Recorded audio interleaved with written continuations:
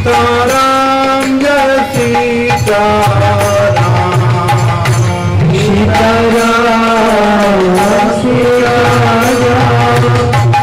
सीताराम जय सीताराम जय रघुपति राघव राजा राम सीता वामन सीताराम रघुपति राघव राजा राम सीता पावन सीताराम जय रघुपति राघव राजा राम सीता वामन सीताराम रघुपति राघव राजा राम सीता पावन सीताराम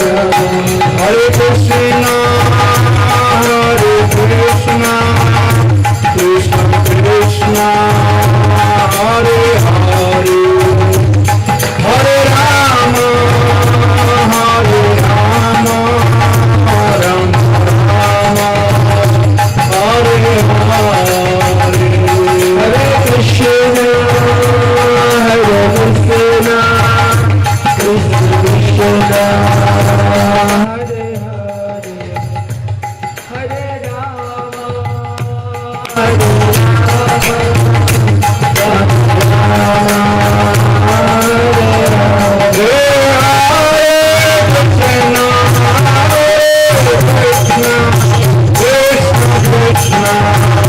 हरे हरे हरे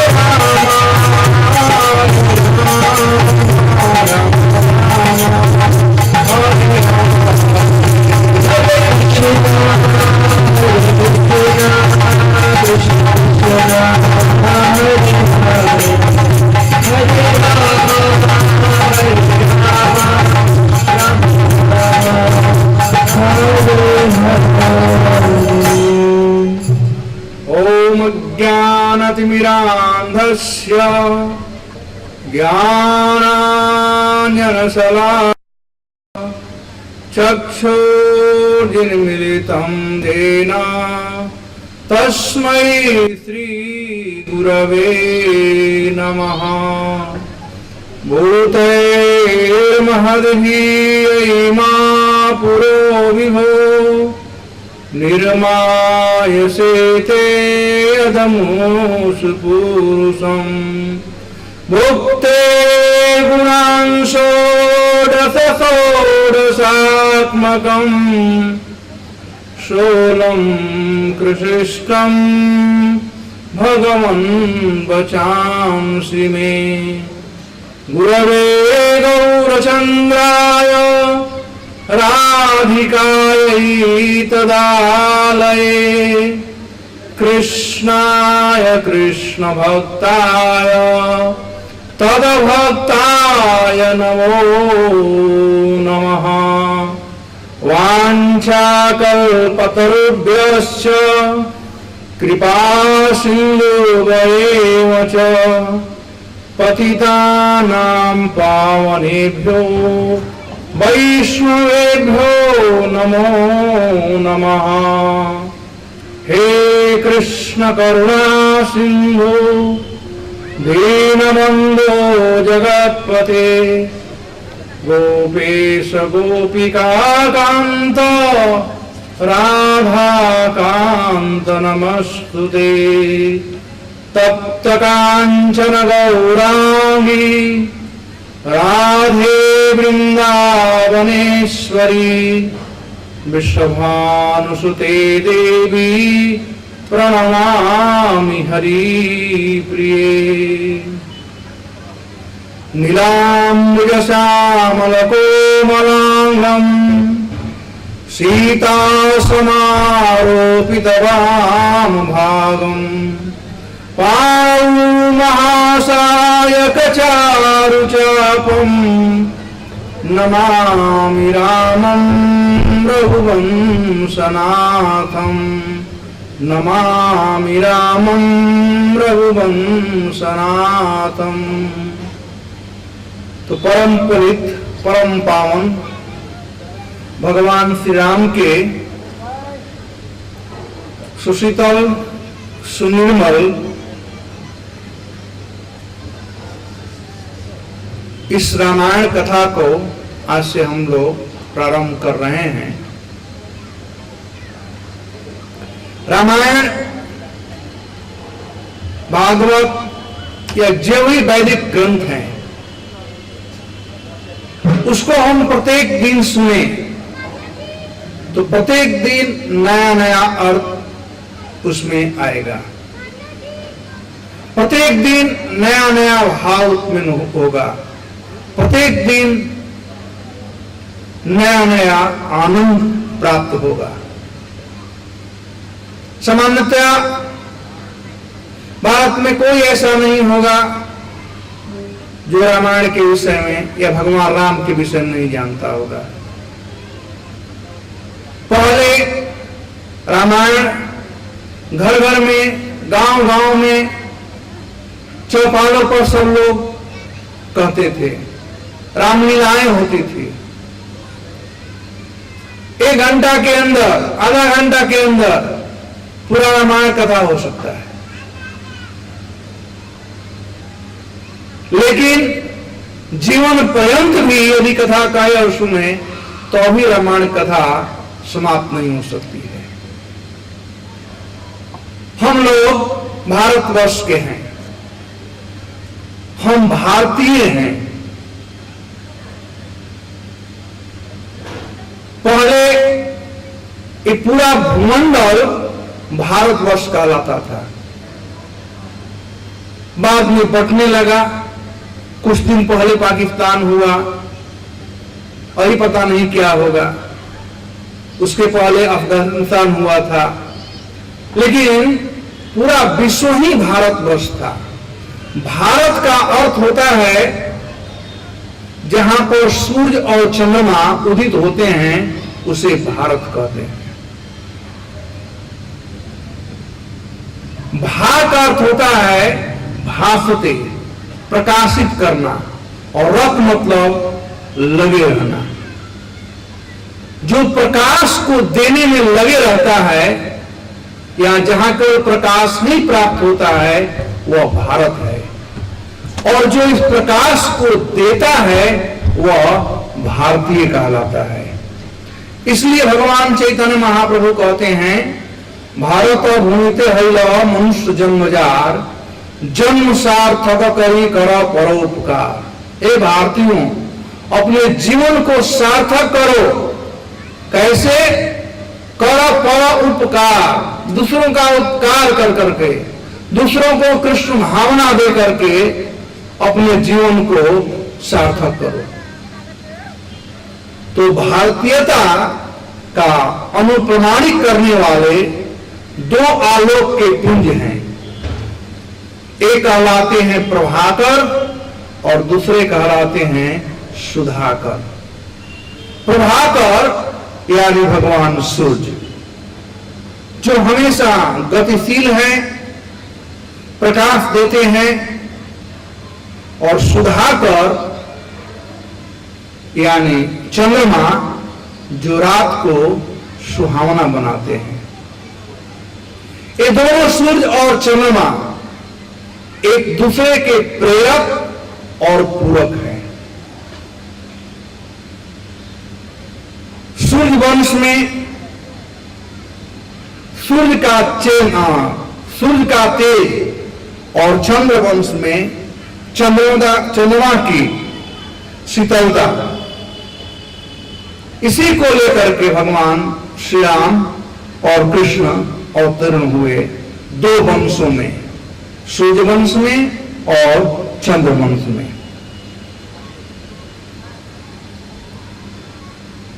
भगवान श्री राम सूर्य वंश में आए और भगवान कृष्ण चंद्र वंश में। कभी लोग कहते हैं, हम लोग कहते हैं, जब तक से सूर्य और चंद्र रहेंगे तब तक से भगवान कृष्ण और भगवान राम के ये अलौकिक लीलाएं सदैव रहेगी। ये दोनों लीलाएं बड़ी ही रमणीय, कमनीय और सुमधुर है। लोक को आलोक प्रदान करने वाली ये दोनों लीलाएं हैं। भगवान आते हैं इस धराधाम पर धर्म का स्थापना करने के लिए। जैसा कि भगवान गीता में कहते हैं, यदा यदा हि धर्मस्य ग्लानिर्भवति भारत अभ्युत्थानम् धर्मस्य तदात्मानं सृजाम्यहम् परित्राणाय साधूनां विनाशाय च दुष्कृताम् धर्म संस्थापनार्थाय संभवामि जुगे जुगे। भगवान धर्म का स्थापना करने के लिए आते हैं। वैसे ही ये दोनों युग में, ये दोनों भगवान श्री राम और कृष्ण, ये अपने अपने युग के निर्माता हैं, जो धर्म के ये संस्थापक हैं। भगवान श्री राम ने सत्य के आधार पर मर्यादा का धर्म हम लोगों को सिखाया, स्वयं पालन किया और हम लोगों को सिखाया। वहीं भगवान कृष्ण न्याय का अवलंबन लेकर के धर्म सिखाए कि अन्याय को सहना नहीं चाहिए और न्याय रूपी सत्य पर हमेशा जीवन यापन करना चाहिए। सत्य और धर्म राम के आचरण थे, तो न्याय और धर्म कृष्ण के आचरण थे। इस प्रकार से भगवान श्री राम और कृष्ण इस धराधाम में पर आए। भगवान श्री राम धर्म के मूर्त रूप थे नहीं हैं, और कृष्ण धर्म के प्रतीक हैं। भगवान श्री राम प्रेम के प्रतिरूप हैं, तो भगवान श्री कृष्ण प्रेम के उपासक हैं। भगवान श्री राम का लक्षण शुभ था और कृष्ण का ध्येय विजय था, जय था। राम भगवान, जैसा कि मैं कहा, वे मार्तंड हैं और भगवान कृष्ण राकेश हैं। इन दोनों का जो काल जयी कृतियां हैं वे प्रायः रामायण और महाभारत के नाम से विदित है। सब लोग जानते हैं रामायण को और महाभारत को। रामायण से ज्ञान, महाभारत से कर्म और श्रीमद् भागवतम से प्रेमा भक्ति प्राप्त होता है, और यही हमको भारतीय बनाता है। तो जो भारतीय कहलाते हैं उन लोगों को कम से कम रामायण, महाभारत और श्रीमद् भागवत का ज्ञान जरूर होना चाहिए। रामायण कोई कथा नहीं है, रामायण कोई कहानी नहीं है, रामायण कोई चरित्र नहीं है, बल्कि यह एक आयन है। वाल्मीकि जी बड़ा सुंदर नाम दिए हैं, रामायण। रामायण एक आयन है। भगवान श्री राम इस धराधाम पर आए थे मर्यादा को स्थापित करने के लिए। वे दिन में प्रकट हुए थे। भगवान श्री कृष्ण लीला विहार करने के लिए आए थे। किसी एक वक्त कहा कि भगवान कृष्ण रात में आए, क्योंकि उन्हें चोरी करना था। चोर लोग रात में ही चोरी करते हैं, उन्हें माखन चोरी करना था। एनीवे, कृष्ण भगवान श्री राम नौमी तिथि को आए थे। नौमी तिथि अपने आप में परिपूर्ण है। जैसा कि 9 अंतिम वर्ण है, अंतिम अक्षर है 9। 9 के बाद पुनः 1 आता है, यह 10। 9 अपने आप में परिपूर्ण है, वैसे ही भगवान श्री राम अपने में परिपूर्ण है। ओम पूर्णमदः पूर्णमिदं पूर्णात् पूर्णमुदच्यते पूर्णस्य पूर्णमादाय पूर्णमेवावशिष्यते। भगवान सब प्रकार से पूर्ण है। मैं लास्ट टाइम बताया था कि स्पिरिचुअल फार्मूला जो है, मटेरियल फार्मूला है 2 और 2 4 होता है, और 2 में से 2 निकाल दीजिए तो 0 बचेगा। लेकिन स्पिरिचुअल फार्मूला है कि 2 और 2 जोड़ो तो 2 ही रहेगा, और 2 में से 2 निकालो तो अभी 2 ही रहेगा। ओम पूर्णमदः पूर्णमिदं पूर्णात् पूर्णम उदच्यते पूर्णस्य पूर्णमादाय, पूर्ण में से पूर्ण को निकाल दीजिए तो पूर्णमेव अवशिष्यते, फिर भी पूर्ण ही रहता है। 2 में से 2 निकाल दो तो अभी 2 ही रहेगा। वैसे ही भगवान श्री राम हैं सब प्रकार से पूर्ण। आप लोग पढ़ा तो पढ़े होंगे ना, कितने लोग पढ़ा पढ़े हैं? ग्रांथ रहे तो चलो बहुत पढ़े। चलिए 9 का पढ़ा पढ़ते हैं, ठीक है। अब जोड़ोगे तो पता चलेगा कि हमेशा वो 9 ही रहता है। 9 का यदि हम 2 से गुणा करें कितना होगा? बोलिए, हमकारी तो आप लोग 18। 1 और 8 कितना होगा? 9। 3 से गुणा करोगे कितना होगा? 27। और 2 और 7 कितना होगा? 4 से गुणा करो कितना होगा? 36। और 3 और 6 कितना हुआ? 9। 5 से गुणा करो कितना होगा? कितना हुआ? 45। और 4 5 कितना हुआ? 6 से गुणा करो कितना हुआ? 5 और 4 कितना हुआ? 7 से गुणा करो कितना होगा? 63। 6 और 3 कितना हुआ? 8 से गुणा करो कितना होगा? 72। 7 और 2 कितना हुआ? और 9 से गुणा करो कितना होगा? 8 में कितना हुआ? हो गया ना। भगवान राम परिपूर्ण है।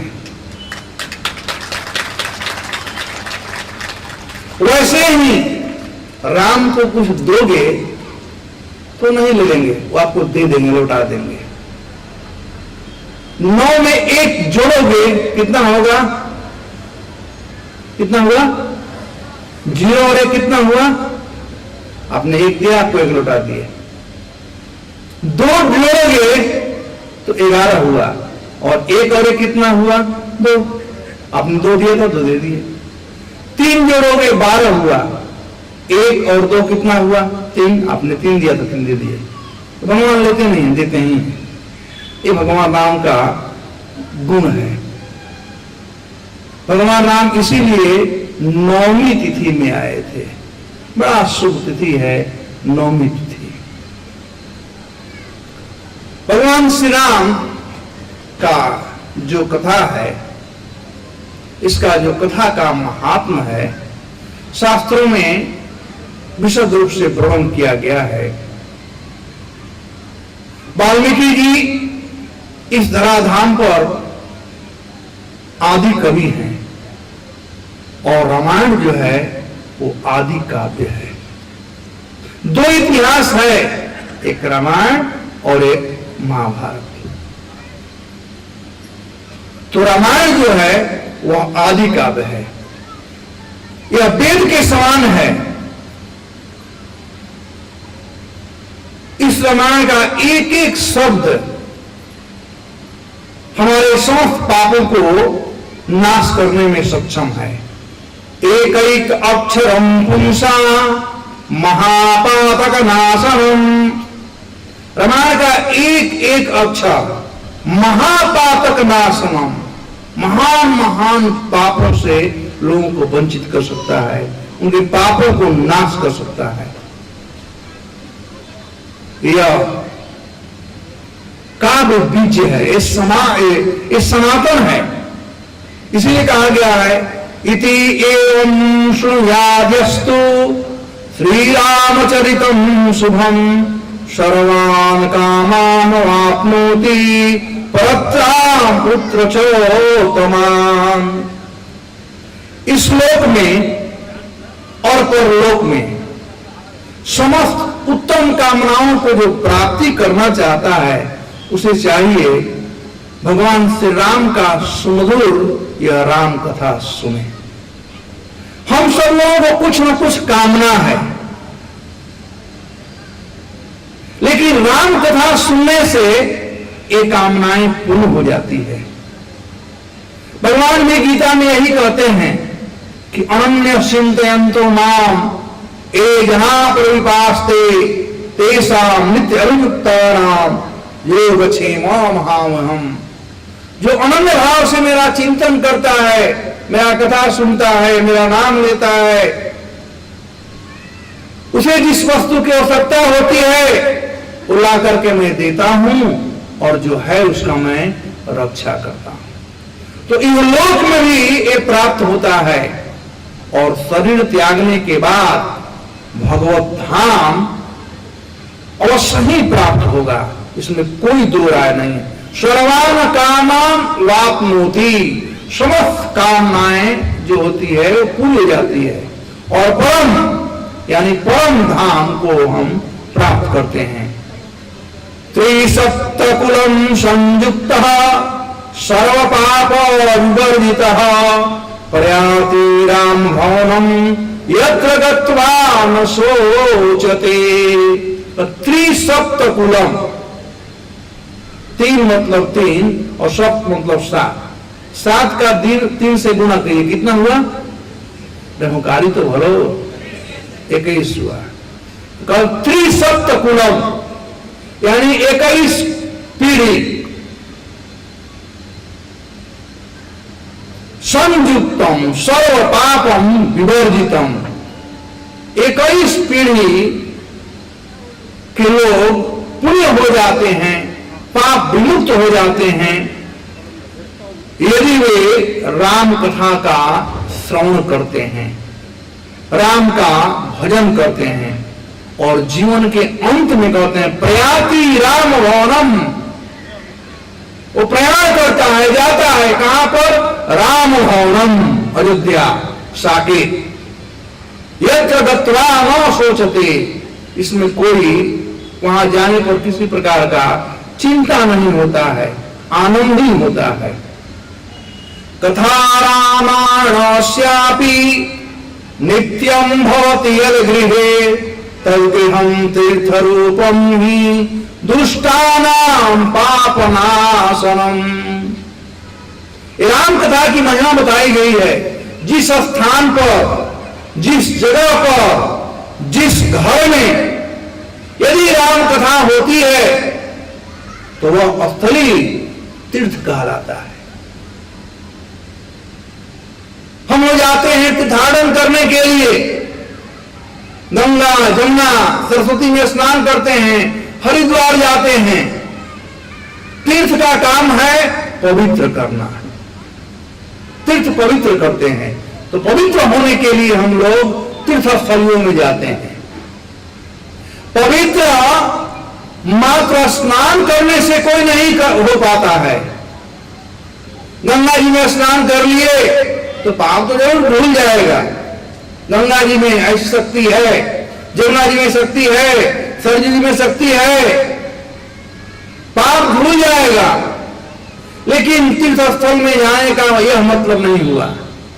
तीर्थ स्थल में जाने का मतलब है जो तीर्थ निवासी हैं, तीर्थ स्थल पर जो निवास करते हैं साधु महात्मा, उन लोगों से भगवान के विषय में सुनना चाहिए। और नहीं तो गए तीर्थ स्थल में स्नान किए और आकर के फिर वही करने लगे जो पहले कर रहे थे, क्या फायदा? भागवत में कहा गया है ये तो हाथी के स्नान के समान है।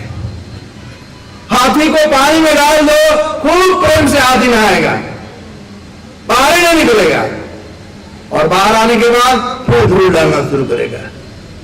तो वैसे स्नान से क्या करना? तो लोग तीर्थ पर जाते हैं, गंगा स्नान करते हैं, यमुना स्नान करते हैं, लेकिन साधुओं से सुनते नहीं, कोई फायदा नहीं, पैसा बर्बाद हो गया, समय बर्बाद हो गया। रामायण के महात्म्य में यह बताया गया है,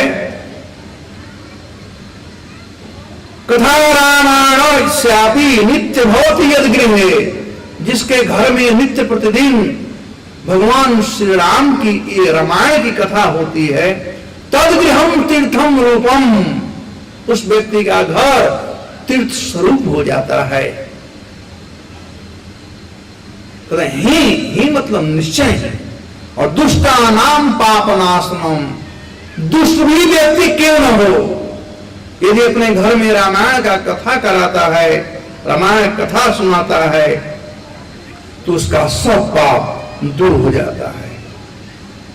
दुर्लभम एवं कथा लोके श्रीमद् रामायणोद्भवात् कोटि जन्म समुत्थेन पुण्येन एव तु लभ्यते। रामायण कथा बड़ा ही दुर्लभ है। यदि किसी को यदि ये प्राप्त हो जाए भगवान राम का कथा सुनने का सुअवसर, जैसे कि आप लोगों को यहाँ प्राप्त हुआ है, तो कोटि जन्म समुत्थेन पुण्येन एव तु लभ्यते, करोड़ों करोड़ों जन्मों का पुण्य प्राप्त हो जाता है राम कथा सुनने से। बहुत वस्तुएं ऐसी हैं जो साक्षात दिखाई नहीं पड़ती है, लेकिन उसका असर पड़ता है। हम लोग प्रत्येक दिन खाते हैं, यहां पर कोई है जो नहीं खाता है? तो हाथ उठाओ, तो सब लोग खाते हैं ना। हम खाते हैं तो हमारे भोजन का हम पर असर पड़ता है। कोई देखता है?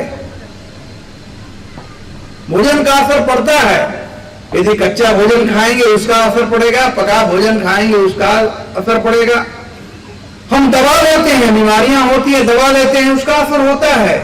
ठीक वैसे ही भगवान श्री राम का कथा कोई सुनेगा, ये दुर्लभ कथा है, यदि कोई सुनेगा तो जन्म जन्मांतर के पाप तो नष्ट हो ही जाएंगे और उसे पुण्य की प्राप्ति होती है। बड़ा ही दुर्लभ है, रामायण कथा है। जब किसी को करोड़ों जन्मों का पुण्य उदय होगा, कोटि जन्म समुत्थेन पुण्येन एव तु लभ्यते, कोटि जन्मों का जब पुण्य उदय होता है तब उस व्यक्ति को यह सुअवसर प्राप्त होता है राम कथा सुनने का। सही में आप लोग पुण्यात्मा हो जो कि यहाँ पर राम कथा सुनने आए हो।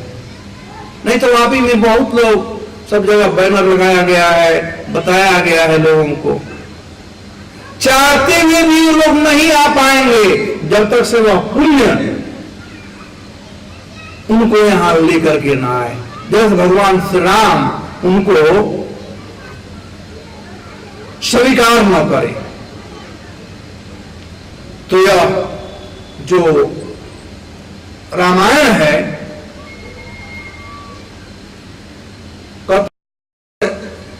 प्रेम और करुणा, इसमें दो विषय वस्तु है रामायण में।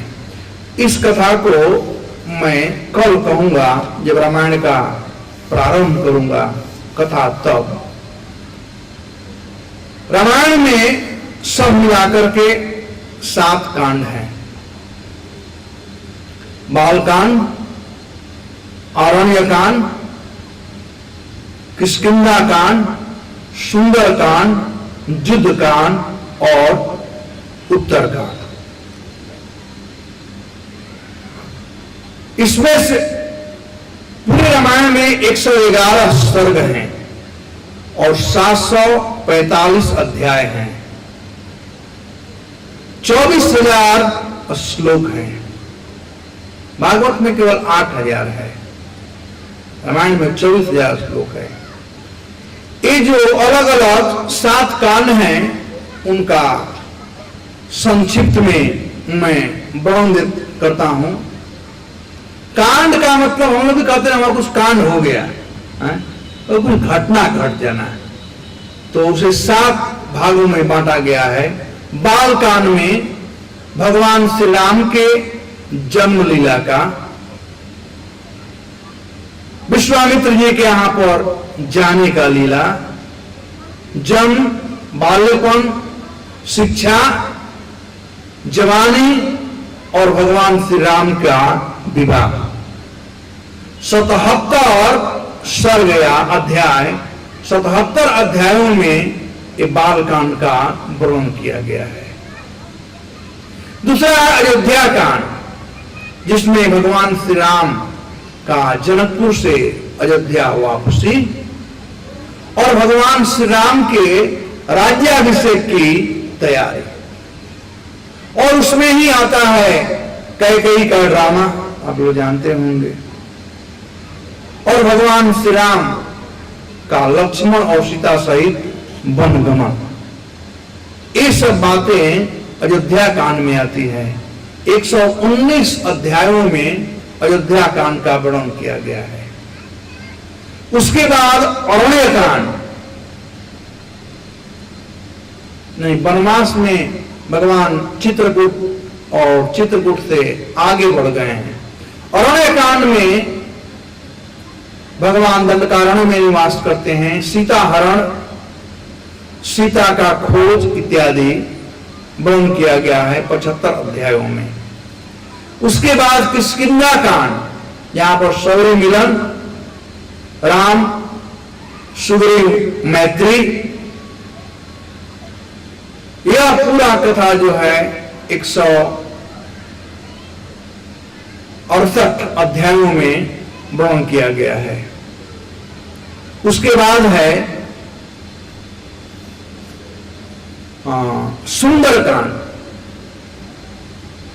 सुंदरकांड में और सुंदरकांड में यहां भी 68 सर्ग हैं, जिसमें सीता जी का खोज का वर्णन किया गया है। और युद्ध कांड में राम रावण युद्ध, और उत्तर कांड में भगवान राम का राज्याभिषेक। तो इस प्रकार से संक्षिप्त में रामायण का यह विषय वस्तु है। उसमें से हम लोग केवल एक को लेंगे, वह है बालकांड, और बालकांड में से जन्म लीला को हम लोग सुनेंगे। 7 दिन तक भगवान श्री राम के जन्म के विषय में हम लोग सुनेंगे। यह जो रामायण कथा है, जैसा कि बताया कि रामायण 2 शब्दों से बना हुआ है, राम और अयन। राम जो शब्द है, जिसका वर्णन रामायण में ही किया गया है कि राम 3 शब्दों से बना हुआ है, र, अ और म। र का अर्थ होता है, जो र है वह अग्नि का बीज मंत्र है, और अग्नि का काम है जलाना। तो राम शब्द को र कहने से हम लोगों का पाप जल करके नष्ट हो जाता है।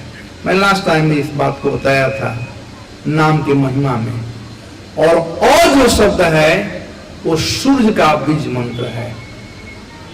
भगवान राम सूर्यवंशी हैं। सूर्य का काम है प्रकाश फैलाना। हम लोगों का जीवन मंगलमय हो जाए, प्रकाशमय हो जाए, केवल रा कहने से सब पाप जल जाएंगे, जीवन प्रकाशमय हो जाएगा।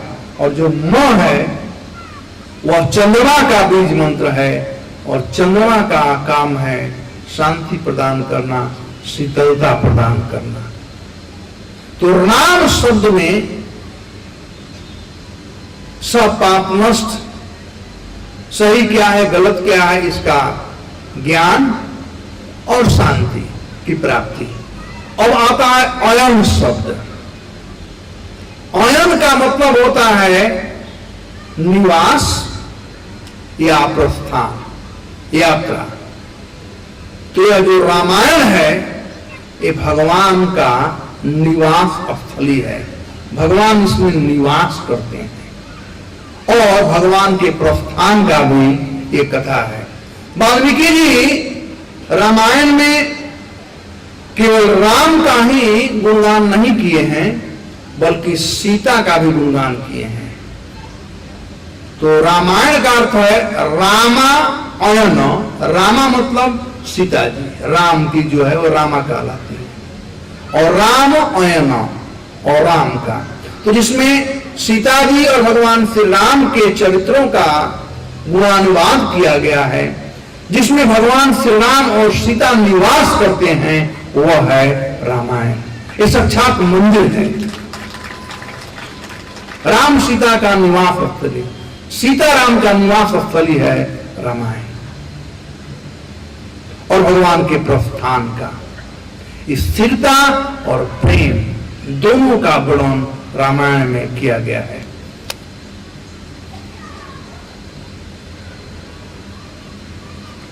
अब हम लोग सुनेंगे कि भगवान के अवतार का कारण क्या है, भगवान क्यों आए, भगवान श्री राम क्यों आए।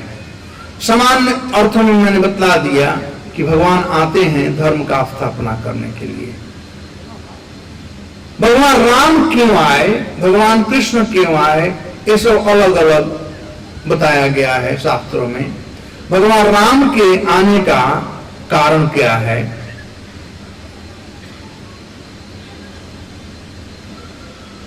विष्णु पुराण में कहा गया है, माया मोहिता सर्वे जना अज्ञान संयुता कथमेषा भवेन्मोक्ष इति विष्णु विचिन्तयन् तथा पठयितुं लोके सर्वलोकलापहं रामायणं धुरा रामो भूत्वा मानुषचेष्टकम्। माया मोहितो सर्वे जना अज्ञान संयुता। भगवान विष्णु ने देखा कि इस भौतिक संसार में कैसे लोग माया मोहित हो चुके हैं। माया मोहिता सर्वे, सब के सब लोग माया के द्वारा मोहित हैं। ये माया संसार है। माया का अर्थ है जो है नहीं, मा मतलब जो नहीं है, और या मतलब जो दिखाई पड़ता है। हम लोग परछाई के पीछे दौड़ रहे हैं। इस सुख संसार में इसे हम कहते हैं वो परछाई है। हम सब लोग थोड़ा यदि अपना एक छटाक में बुद्धि खर्चा करें तो पता लगा सकते हैं कि हम लोग सही परछाई के पीछे दौड़ रहे हैं। आप तक कोई परछाई को पकड़ा है? परछाई को पकड़ने का प्रयास करें, कोई नहीं पकड़ पाएगा। और परछाई को पकड़ने के लिए दौड़ता है वो माया में है, वही है माया। दूसरा उदाहरण दिया गया है मृग मरीचिका। मरुभूमि में केवल बालू ही बालू होता है, और जब सूर्य का प्रकाश पड़ता है तो लगता है कि पानी का लहर है। कभी कभी गर्मी के दिन में आप लोग गाड़ी चलाओगे तो रोड पर दिखाई पड़ता है पानी का लहर। मरुभूमि में पानी नहीं है, लेकिन मृग समझता है कि पानी है, और इस प्रकार से वो दौड़ता है पानी को प्राप्त करने के लिए, और दौड़ते दौड़ते मरुभूमि पर प्राण त्याग जाता है, लेकिन पानी नहीं मिलता है। ठीक वैसे ही इस संसार में हम लोग समझते हैं यह कर लूंगा सुखी हो जाऊंगा, यह कर लूंगा सुखी हो जाऊंगा, बेटी का शादी हो जाएगा सुखी हो जाऊंगा, बच्चे सेटल हो जाएंगे सुखी हो जाऊंगा, अच्छा घर हो जाएगा सुखी हो जाऊंगा। ये सब परछाई के पीछे दौड़ना है। ये सत्य ही है। आंख बंद कर लेने से सत्य से हम मुख मोड़ लें, आंख बंद कर लें तो सत्य बदलेगा नहीं। सत्य यही है, और बुद्धिमान वही है जो सत्य को स्वीकार कर ले। ये भगवान विष्णु सोच रहे हैं कि माया मोहिता सर्वे जन अज्ञान संयुता। माया मोहित लोग अज्ञानता में परछाई के पीछे दौड़ेंगे। कथम ऐसा है मोक्ष, अरे इन लोगों का कल्याण कैसे होगा? इन लोग आनंद के लिए दौड़ रहे हैं, इन्हें आनंद चाहिए, परछाई के पीछे दौड़ रहे हैं आनंद प्राप्त करने के लिए। कथम ऐसा भवेन मोक्षा इति विष्णु विचिंतन। इस प्रकार से भगवान विष्णु चिंतन कर रहे थे कि इन माया मोहित जीवों का कल्याण कैसे होगा। भगवान हमारे पिता हैं, अहम बीजो प्रदो पिता, भगवान गीता में कहते हैं। भगवान हमारे पिता हैं। जिस प्रकार से एक बाप एक मां अपने बच्चे के कल्याण के विषय में सदैव चिंतित रहते हैं, ठीक वैसे ही भगवान हम लोगों के कल्याण के लिए हमेशा चिंतित रहते हैं। इसलिए भगवान विष्णु इस चिंतन में पड़े थे, कथम ऐसा भवेन मोक्षो, इन लोगों का कल्याण कैसे होगा। इति विष्णु विचिंतन, भगवान विष्णु ऐसा चिंतन कर रहे थे। कथा पठितुम लोके सर्वलोक अलापहम।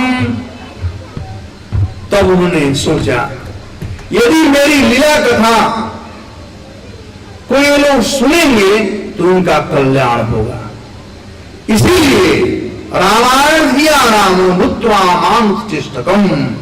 इसलिए भगवान विष्णु मनुष्य के रूप में आए और लीला किए, जो कि कहलाया रामायण।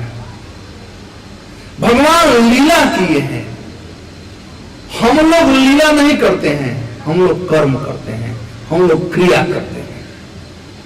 लीला और क्रिया में अंतर है। रामायण भगवान की लीला की कथा है। श्री राम आनंद स्वरूप है, वैसे ही रामायण जो है वो आनंद स्वरूप है। भगवान सुख दुख से परे हैं। दिखाई पड़ता है कभी कभी भगवान राम के जीवन में कि दुख है, और बड़े बड़े लोग भ्रमित हो जाते हैं। भगवान श्री राम अरण्यकांड में जब भगवान श्री राम जंगल में थे, उस समय सीता जी का हरण हो गया था, और सीता जी का जब हरण हो गया था तो भगवान श्री राम जंगल में भटक रहे थे और सीता जी के लिए रो रहे थे।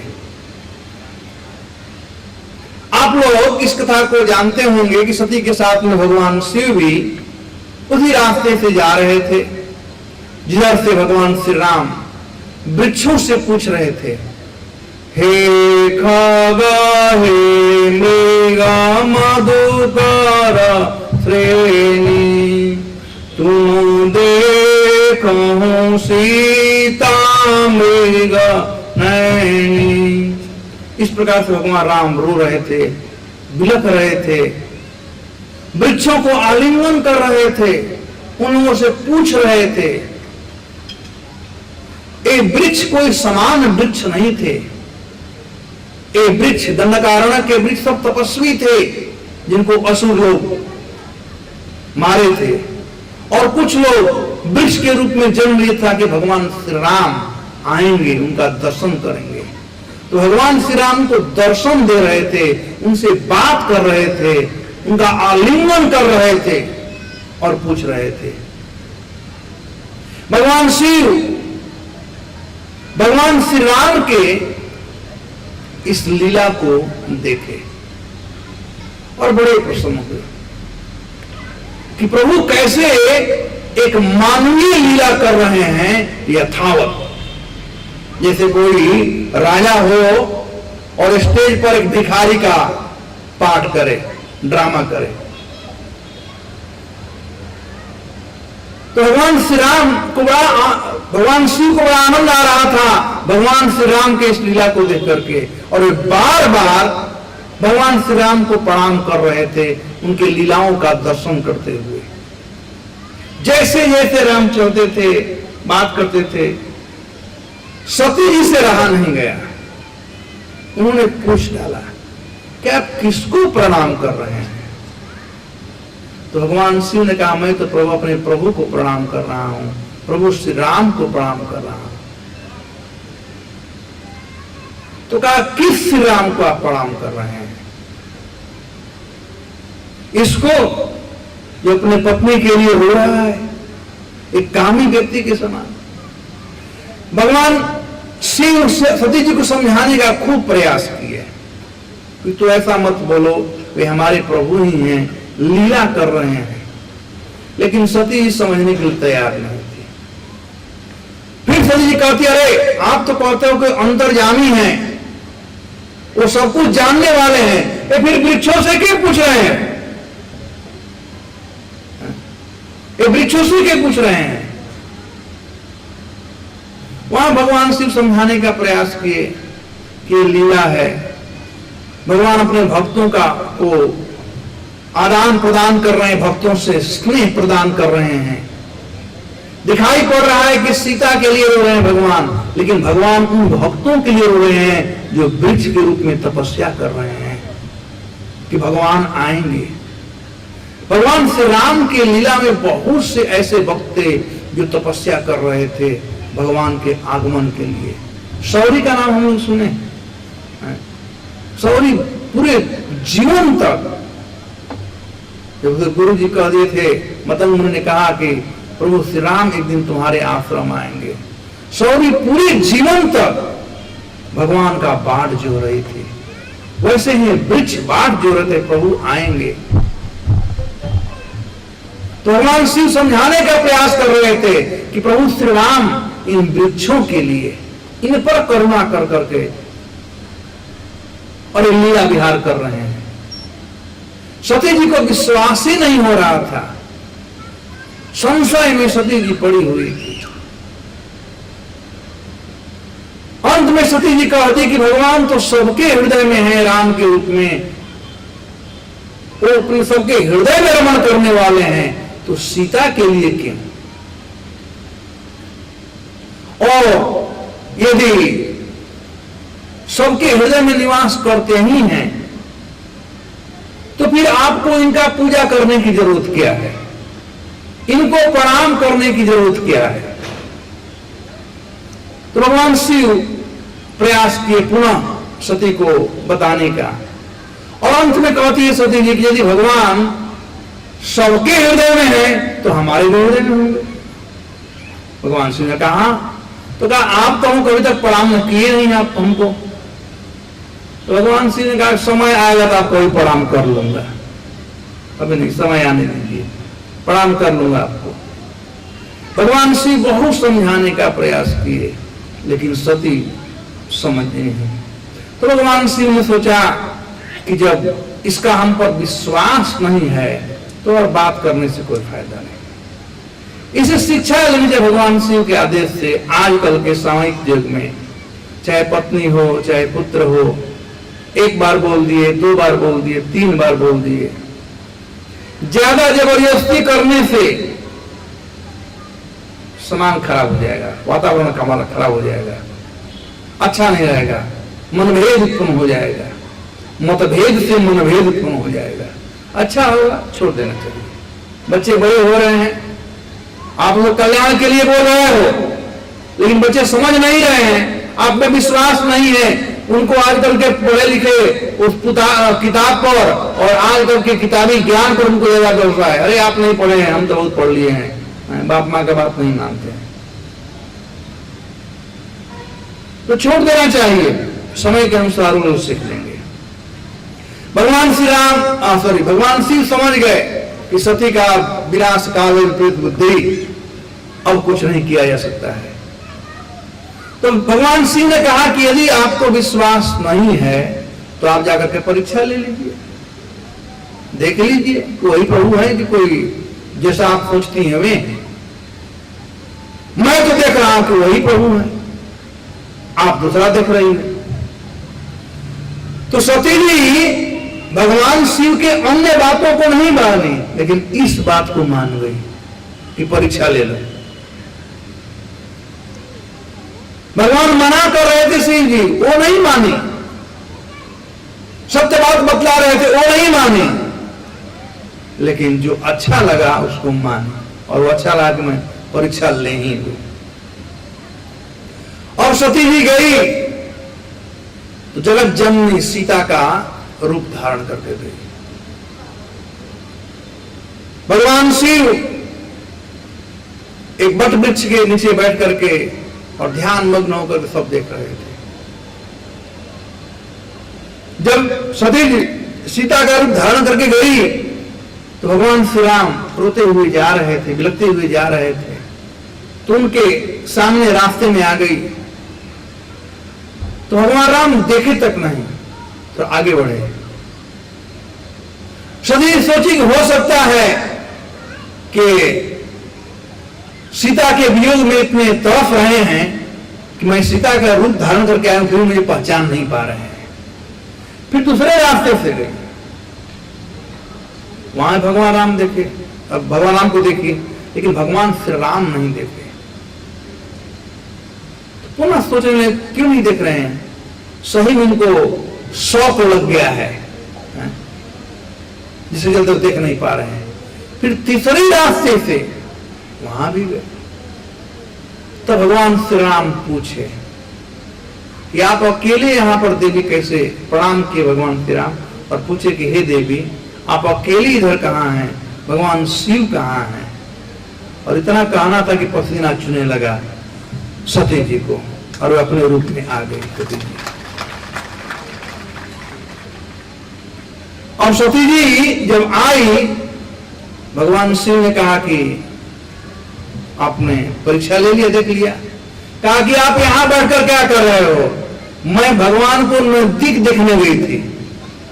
उन्होंने नहीं कहा कि मैं कौन रूप धारण कर गई थी, मैं बिल्कुल नजदीक से प्रभु को राम को देखा और अब मैं पहचान गई कि सही में प्रभु श्री राम है। तब तक से भगवान शिव अपने वाहक जो नंदी जी हैं, जो धर्म के प्रतीक हैं, उस पर विराजमान हो गए। भगवान शिव धर्म पर विराजमान हुए। सती जी को सीता के रूप में देख करके, जगत जननी के रूप में देख करके मन से उनको परित्याग कर दिए। और जब मन में ऐसा बात उन्होंने गठित कर लिया, मन से परित्याग कर करके धर्म यानी नंदी पर बैठ गए, तो देवता लोग बड़े प्रसन्न हुए भगवान शिव के इस विचार से, और ऊपर से पुष्प की वर्षा होने लगी कि धन्य है भगवान शिव जो धर्म में निहित है। धर्म निहित भगवान शिव थे। सती जी की इच्छा थी, उन्होंने कहा था कि भगवान जब सबके हृदय में हैं तो हमारे हृदय में भी है। आप उन राम को प्रणाम कर रहे हो तो मुझे तो कभी प्रणाम नहीं किया, मजाक कर रही थी। तो भगवान शिव ने कहा कि और समय आ गया है आपको प्रणाम करने का, और मैं डेली प्रणाम आपको करूंगा। और उसके बाद में दूसरा कथा है किस प्रकार से सती जी अपने इस देह को त्यागी हैं, वो अलग से कथा है। एनीवे, तो मैं कह रहा था कि भगवान श्री राम के जीवन में दिखाई भले पड़े कि दुख हो, दुख सुख आता है, लेकिन भगवान को दुख सुख स्पर्श नहीं कर सकता है। वे आनंद स्वरूप हैं। प्रभुपाद जी हमारे गुरु जी कहते हैं कि चीनी का लड्डू कहीं से खाओ मिठाई है, वैसे ही भगवान का जो लीला है कहीं से सुनो वह आनंद वर्धक है, वह आनंद का ही स्वरूप है। तो भगवान जो भी करते हैं वह लीला कहलाता है, और मनुष्य जो भी करता है वह क्रिया कहलाता है, कर्म कहलाता है। लीला क्रिया करने से, कर्म करने से कर्म फल बनता है, और लीला से कर्म फल नष्ट होता है। तो भगवान कथा सुनने से हम लोग का सब कर्म फल नष्ट हो जाएगा। राम परमात्मा पुरुषा पुराणो नित्योदितो नित्य सुखो निरीह तथापि माया गुण संगतोषो सुखी व दुखी व विभाव्यते बुधई। भगवान श्री राम, राम परात्मा पुरुषा पुराणो, भगवान राम जो हैं भगवान हैं, पुरुष वो पुरुष हैं। कैसे पुरुष हैं? पुराण पुरुष हैं, मोटा मोटा बूढ़े हैं। आजकल के जब हम बूढ़े हो जाते हैं तो मूछ दाढ़ी पक जाता है, मूछ दाढ़ी आता है, पक जाता है, सुनाई नहीं पड़ता है, चश्मा लगाना पड़ता है। भगवान हमेशा जमा रहते हैं। नौ यौवनम च, कहीं भी ऐसा भगवान श्री राम का छवि नहीं देखे होंगे हम लोग जिसे भगवान को मूछ दाढ़ी है, न तो चश्मा पहने हुए हैं।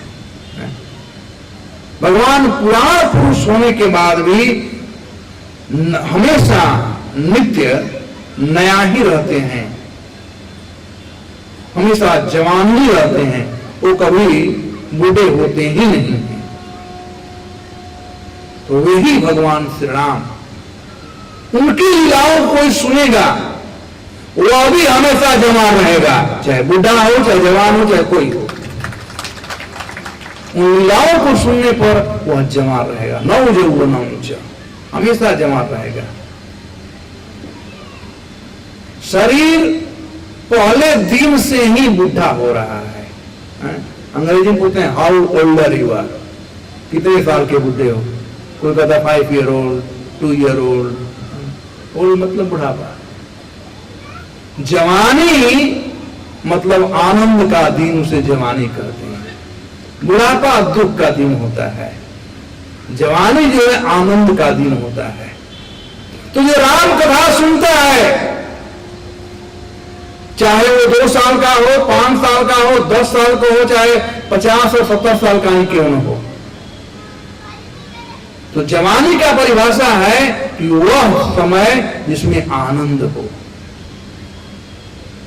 शंकराचार्य कहते हैं बाल्यावस्था क्रियासक्ता, बाल्यावस्था जो चाहे छोटे बच्चे का, वो बच्चे जानते नहीं सही क्या है गलत क्या है, वो खेलने लगे रहते हैं।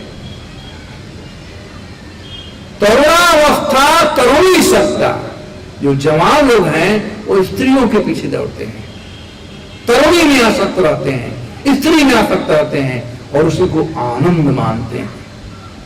तो जवानी का परिभाषा है कि आनंद का समय, और बुढ़ापा वृद्धावस्था चिंता आसक्ता, चिंता में आसक्त रहते हैं, दुख रहता है। तो जो अवस्था आनंद देता है वह जवानी का अवस्था कहलाता है। तो राम कथा कोई भी सुने उसे हमेशा आनंद की प्राप्ति होगी, और जिसको आनंद की प्राप्ति है इस परिभाषा के अनुसार वह जवान व्यक्ति है। तो जवान है जो भी जवान रहना चाहता है उसे राम कथा सुननी चाहिए। नित्य प्रतिदिन सुखो निरीह, आनंद ही आनंद मिलेगा।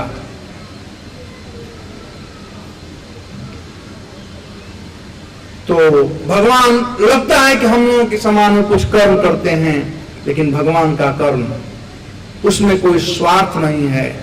हम लोग जो भी कर्म करते हैं उसमें स्वार्थ है, भगवान निस्वार्थ भाव से कार्य करते हैं। इसलिए भगवान के काम को लीला कहा गया है। कर्म करने में कर्तापन का अभिमान होता है, और कर्म तब करते हैं, कोई क्रिया कब करता है जब अपने कर्म के वश में होगा। पुण्य कर्म किया होगा पहले तो उसका संचित पुण्य होगा तो अच्छा काम करेगा, पाप कर्म पहले किया होगा पाप होगा तो पाप कर्म करेगा, पापी आदमी है तो बहुत पाप है। तो हम लोग कर्म के बंधन के चलते कर्म करते हैं, जहां के भगवान स्वेच्छा से लीला करते हैं।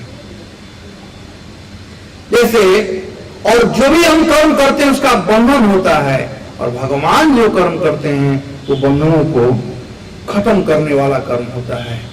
तो इस प्रकार से भगवान राम के अवतार के अनन्य कारण है, कई कारण हैं। तो ये तो शास्त्रीय दृष्टिकोण से कुछ कारण यहाँ पर मैं बताया कि भगवान चिंता के कलयुग के जीवों का जो कि दुखी हैं उनके कल्याणार्थ मैं आऊं, और वे आकर के राम का लीला किए। अन्यत्र वर्णन किया गया है भगवान राम के अवतार का कारण। ब्रह्मा जी के 4 पुत्र हैं। जब ब्रह्मा जी सृष्टि प्रारंभ किए तो प्रथम सृष्टि किए वह 4 पुत्रों को किए, जो कि अखंड ब्रह्मचारी बनने का व्रत लिए। वे हैं सनक, सनातन, सनंदन और सनत कुमार। एक दिन ये चारों लोग जा रहे थे, ब्रह्मा जी से कहे कि पिताजी हम पूरे संसार को देख लिए, कहीं अच्छा नहीं लगता है और हम वैकुंठ जाना चाहते हैं भगवान विष्णु से मिलने के लिए, दादाजी से मिलने के लिए। दादा के पास बच्चों को अच्छा लगता है, पिता डांटता, दादा डांटता नहीं, बेचारा दादा बड़ा प्यार करता है। तो दादा के पास जाना चाहते थे और ब्रह्मा जी के पिता हैं भगवान विष्णु, तो उनके धाम यानी वैकुंठ धाम में ये लोग जा रहे थे। भगवान के पास जाने में 7 गेट होते हैं। एक छोटे बालक थे, नंग धर्म थे, जा रहे थे, कोई रोक नहीं रहे था, कोई वॉचमैन नहीं रोका। अंतिम गेट पर गए तो भगवान के 2 पार्षद थे, उनका नाम था जय और विजय। वे लोग रोके रहे, रुक तुम कहां जा रहे हो? कहां जा रहे हैं? दादाजी से मिलने जा रहे हैं। कहे तो ऐसा नहीं जा सकते हो, हम पहले प्रभु से पूछ करके आते हैं तब तुम जा सकते हो। इतने में छोटे बच्चे थे, लेकिन वो बहुत गुस्सा आ गया। छोटे बच्चे को बड़ा जल्दी गुस्सा भी आता है और बड़े जल्दी खुश भी हो जाते हैं। यदि छोटे बच्चे को आप कुछ मत दो, गुस्सा आ जाए, आप कितने भी बड़े क्यों न हो, वो भले उसी से मारना पीटना शुरू करेंगे, बाल खींचेंगे, दादा को दाढ़ी खींचना शुरू करेंगे, अपना शक्ति दिखाएंगे। ये जो जय और विजय थे, ये 4 हाथ वाले थे और चारों हाथ में आयुध था, शंख चक्र गदा पद्म सब कुछ था। लेकिन नंग धर्म छोटे 4 बच्चे लोग बिल्कुल डरे नहीं। धड़क बात जा रहा रुक रहा है, तुम बदमाश क्यों? क्या न श्राप दे दिया, तू हमको रुक रहा है हमारे घर में जाने से, तुम्हें भेद उत्पन्न हो रहा है, ये तो आसुरी प्रवृत्ति है, इसलिए जाओ तुम लोग असुर बन जाओ। भगवान अंदर लक्ष्मी जी के साथ में थे, उन्होंने कोलाहल सुना कि बाहर कुछ कोलाहल हो रहा है, क्या बात है? भगवान देखने के लिए आए कि बाहर बात क्या हो रहा है। तो भगवान जब पता चला तो भगवान ने 4 कुमारों से क्षमा मांगा। कहे चतुष कुमार क्षमा करना, ये मेरे द्वारपाल लोग हैं, इन लोगों ने गलती किया। यदि बेटा गलती करता है तो बाप का नाम बदनाम होता है, नौकर गलती करता है तो मालिक का नाम बदनाम होता है। तो भगवान ने कहा क्षमा करना, इन्होंने गलती कर दिया। आपने जो श्राप दिया है वो उचित ही है। कोई प्रश्न कर सकता है कि जो भगवान का धाम है वह तो वैकुंठ है। वैकुंठ मतलब, कुंठ मतलब चिंता। चिंता कब होता है? यहां पर काम, क्रोध, मोह, मत्सर्य, लोभ, ये 6 विकार होते हैं और वैकुंठ में 6 नहीं है। तो फिर क्रोध कैसे आया वहां पर? उतना ही नहीं, जो वैकुंठ में एक बार चला जाता है, भगवान गीता में कहते हैं यद्गतवान अनुवर्तन्ते तद्धाम परमं मम, वह मेरा धाम है जहां जाने पर फिर नहीं कोई आता है। तो ये जय विजय कैसे आ सकते थे नीचे? और भगवान के पास जाने से जय विजय रोक कैसे सकते थे? एक ही प्रश्न हो सकता है। तो एक महान आचार्य हैं श्रीपाद श्रीधर स्वामी, उन्होंने कहा कि भगवान की ऐसी इच्छा थी कि मैं थोड़ा कुश्ती करूं, मैं थोड़ा कुश्ती करूं। भगवान अपने रौद्र रस का स्वादन करना चाहते थे। तो जय विजय भी समझ गए कि प्रभु की इच्छा है तो इनका इच्छा हम ही पूरा करेंगे, इसीलिए यह लीला वहां पर हुआ। भगवान ने अपने सेवकों को कहा कि भाई देखो, 2 चीज है, यदि तुम लोग जल्दी लौट करके आना चाहते हो तो एक जन्म, लेकिन उस जन्म में हमारी विस्मृति हो जाएगी, तुम लोग हमको याद नहीं कर सकते हो। तुमने कहा कि नहीं प्रभु, हम आपका विस्मृति नहीं चाहते हैं, हम आपको भूलना कभी नहीं चाहते हैं। तब भगवान ने कहा तब तुम लोगों को 3 जन्म लेना पड़ेगा। 3 जन्म में तुम लोग असुर योनि को प्राप्त करोगे, लेकिन मेरी स्मृति बनी रहेगी। उन लोग कहा कि ठीक है प्रभु, हमें स्वीकार करते हैं। भगवान बड़े खुश हो गए अपने इन 2 पार्षदों को सुन करके। भगवान ने कहा कि देखो, तुम लोगों का 3 जन्म होगा, मैं 4 जन्म लेकर के आऊंगा तुम लोगों का उद्धार करने के लिए। तो वही 3 जन्म में आए।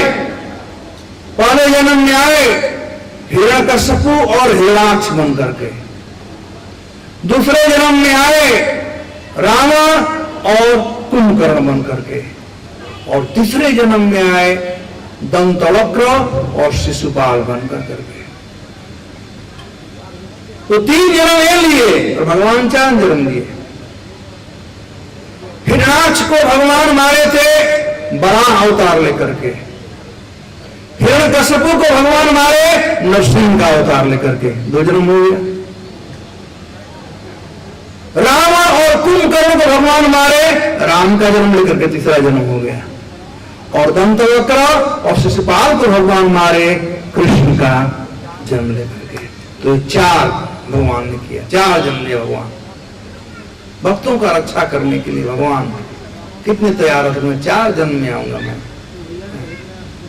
तो इन अपने 2 भक्तों का उद्धार करने के लिए, जो कि रावण और कुंभकर्ण बने थे, इसलिए भगवान श्री राम के रूप में इस धराधाम पर आए थे।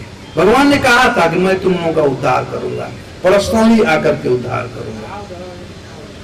अन्यत्र कथा है कि एक समय मनु और शत्रुपा ब्रह्मा जी के पौत्र एवी हैं, हम उनके वंशज हैं। मनु के वंशज होने के चलते हम लोग मनुष्य कहलाते हैं, मनु के संतान हैं, इसलिए हम मनुष्य हैं।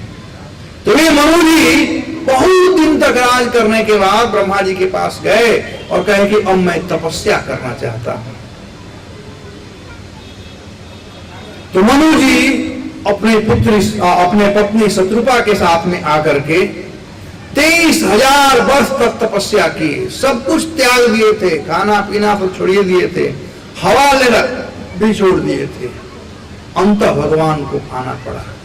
जब भगवान आए तो ये मनु और शत्रुपा भगवान को देखकर के बड़े प्रसन्न हुए और अनायास ही उनके दिल से भगवान ने कहा कि वर मांगो।